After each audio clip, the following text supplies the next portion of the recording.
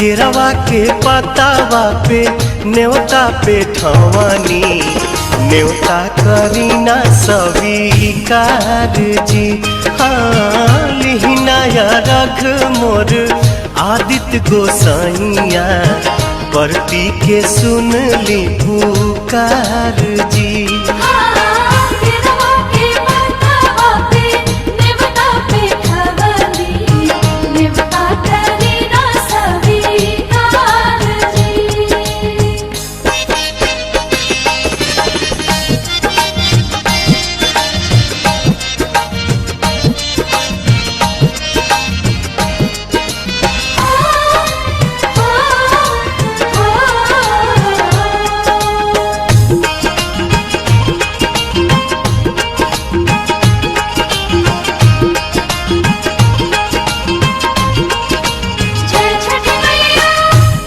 हम अरघ दुनो बेरा आदित्य तोहे साझिया फजीरे।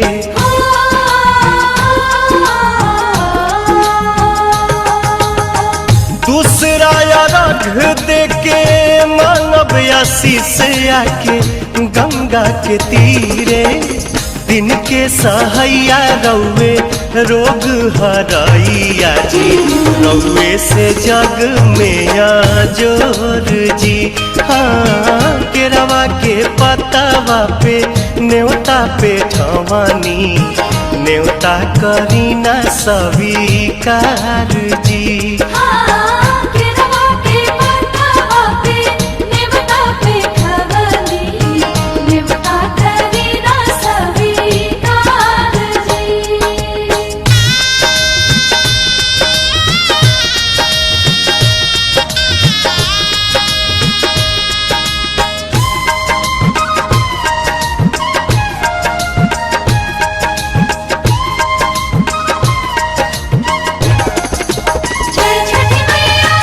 नजरी के कोर से करिले अजोर जग रौवे से जागेला।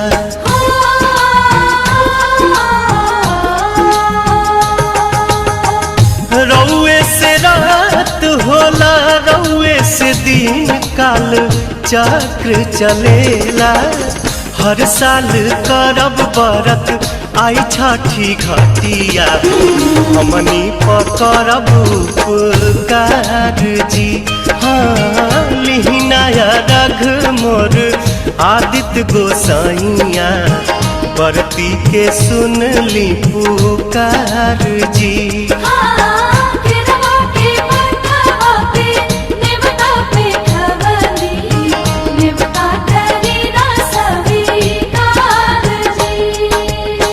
केरवा के पतावा पे न्योता पे ठवानी न्योता करीना स्वीकार जी।